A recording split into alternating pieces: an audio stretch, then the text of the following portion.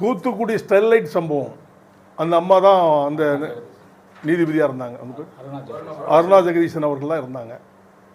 அவங்க ஜட்ஜ்மெண்ட் சரியாக சொன்னாங்க. அதிகாரிகள் செய்த தவறு தான், அதனால தான் ஃபயர் பண்ண வேண்டிய நிலை ஏற்பட்டுச்சுன்னு சொன்னாங்க. அந்த அதிகாரிகள் யார் என்பதை அரசு கைது செய்யலை. அப்போ அந்த கமிஷன், ஒன்மேன் கமிஷன் எதுக்காக அரசு போடுது?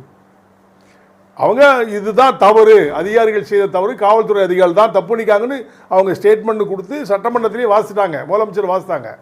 ஆனால் யாரையுமே கைது பண்ணலை. ஃபார்மாலிட்டிக்கு ஒரு ஏட்டையோ ஒரு எஸ்ஐயோ அவங்க 2 பேரை மட்டும் சஸ்பெண்ட் பண்ணிட்டு விட்டாங்க, ரிவோக் பண்ணி மறுபடியும் சேர்த்துட்டாங்கன்னு நினைக்கிறேன்.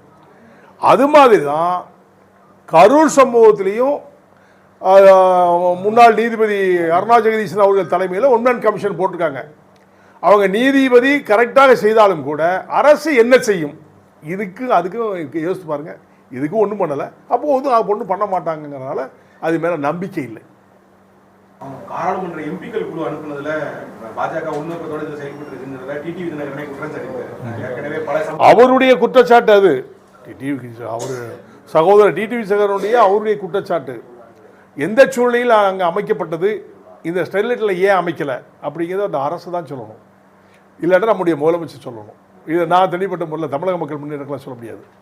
விஜய் கரூர் சம்பவத்துக்கு அப்புறம் ஒரு கட்சி தலைவராக முன்னேற்றம் வராரு, அவருக்கு நீங்கள் சொல்லக்கூடிய மூத்த தலைவர் அறிவு என்னன்னு கேட்டிங்கன்னா, அவர் அந்த சம்பவம் நடந்து ஒரு துரதிஷ்டவசமானது, நடந்திருக்கக்கூடாது, நடந்துருச்சு. எந்த சூழ்நிலை என்பது விசாரணை கமிஷன் போட்டிருக்காங்க.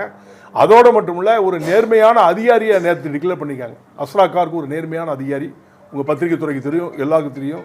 திருநெல்வேலி எஸ்பியாக இருந்திருக்காங்க. எல்லா மாவட்டங்களையும் அவர் நேர்மையான அதிகாரி, யாருக்கும் வளைந்து போகிறவர் இல்லை. அரசியல்வாதிக்கும் வளர்ந்து போக மாட்டார், நீதி நேர்மை அவர் தான், அதிகாரிகளுக்கும் வளர்ந்து போக மாட்டார். அப்படிப்பட்ட நல்ல அதிகாரியை போட்டிருக்காங்க, அஸ்ராக்கார் ஐஜியை போட்டிருக்காங்க. அதனால் விசாரணை நல்லபடியாக நடக்கும். ஆனால் சகோதரர் விஜய்க்கு நான் சொல்வது அறிவுரை என்னென்று சொன்னால், மக்களுக்காகத்தான் நீங்கள் என்று சொன்னால் அந்த நிகழ்ச்சியில் இறந்தவர்களை உடனடியாக சந்தித்திருக்க வேண்டும். அவர் அங்கிருந்து சென்றது தவறு தான். அது எந்த சூழ்நிலையில் போனார் என்பது அவர் தான் சொல்ல முடியும். ஆனால் பேர்க்கக்கூடாது. ஒரு தலைவனாக இருக்கின்றவர்கள் மக்களை சந்தித்திருக்க வேண்டும். 3 நாள் கழித்தும் கூட இன்னும் சந்திக்காது வருத்தத்துக்குரியது. இதுதான் உண்மை. மத்திய தேர்தல் ஆணையம் எப்படி செயல்படுது? அதாவது வாக்கு திருட்டுங்கிற காங்கிரஸ் வச்சு குற்றச்சாட்டு வச்சுக்கிட்டே இருக்கு.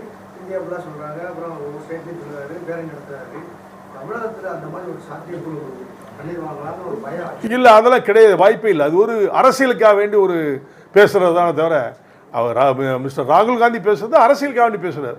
அது உண்மையா பொய்யா என்பது தேர்தல் வரும்போது தான் தெரியும், இப்போ தெரியாது. அவங்க சொல்றாங்க, ஒருத்தர் மேலே பழிய போட்டிருக்காங்க, அதை ப்ரூவ் பண்ணலையே. ப்ரூவ் பண்ணாதான் அதை ஏற்றுக்க முடியும்.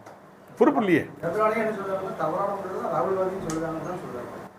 நான் தவறுன்னு சொல்றதை விட முடிவு தேர்தல் தான் சொல்ல முடியும், இப்போ சொல்ல முடியாது. உங்க மேல பழி போட்டிருக்காங்க, அவர் இப்படி இருக்கும் இப்படி இருக்குன்னு யூகத்தில் பதில் நம்ம சொல்ல முடியாது இல்லையா? தமிழ் சம்பவத்தில் பல்வேறு சதிகள் இருக்கிறதா நிறைய பேர் சமூக வலைதளங்களில் பதிவு பண்ணாங்க. சொல்லி அரசு நடந்துகிட்டே இருக்கு, தொடர்ந்து கைது பண்ணிட்டே இருக்கு. யூடியூப்ல ஒரு தகவல் பதிவு பண்ணாலும் கைது பண்ணுறாங்க, சமூக வலைதளத்தில் பதிவு பண்ணாங்க. எப்படி பாக்குறீங்க? என்ன கேட்டால் யூடியூப்பை பூரா முடக்கணும்னு சொல்லுவேன். யூடியூப்னால தான் மக்கள் குழம்புறாங்க. தேவையில்லாத சர்ச்சைகளை கிளப்புறது இந்த யூடியூப் பண்ணுறவங்க தான். அதுதான் இன்றைக்கி தமிழ்நாடில் இந்தியாவே உலகத்தையே அழிக்கிறது இந்த யூடியூப் தான். இந்த யூடியூப்பை ஸ்டாப் பண்ணாலே நாடு திருந்தும்னு நான் சொல்கிறேன். அவங்க தான் தேவையில்லாத சர்ச்சைகளை கிளப்பி விடுறாங்க.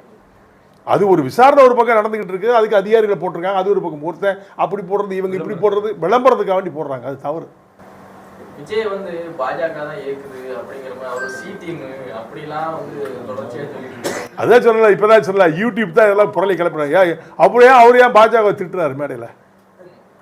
இல்லை இல்லையா, அவர் ஏன் திட்டுறாரு? அப்போ டேரக்டாகவே சொல்லி நான் ஆதரவுன்னு சொல்லிட வேண்டியது. அவர் அசைன்மெண்ட் எப்படிங்க வரும்? உங்களை திட்டிட்டு உங்களுக்கு அசைன்மெண்ட் போடுறதா? அதை நம்மளா எடுத்துக்கிற விதம் தான் இருக்கு. இல்லைன்னு அவர் தானே சொல்ல முடியும், ஒரு கட்சி தலைவர் தானே சொல்லணும். ஆமாம் நான் அவரோட தான் இருக்கேன்னு சொல்லணும். அவர் சொல்லவே இல்லையே. அவர் எல்லாத்தையும் சகட்டு மாதிரி திட்டுறாரு. அது என்ன முடிவில் இருக்காருன்னு அவர் தான் சொல்லணும். செய்திகளை உடனுக்குடன் தெரிந்து கொள்ள கீழ்கண்ட கேபிள் மற்றும் டிடிஹெச் நெட்வொர்க்குகளில் எம்நாடு செய்தி தொலைக்காட்சியை காணுங்கள். பாதகம் செய்பவரை கண்டால் நாம் பயம் கொள்ளலாகாது பாப்பா. மோதி மிதித்துவிடு பாப்பா, அவர் முகத்தில் உமிழ்ந்துவிடு பாப்பா.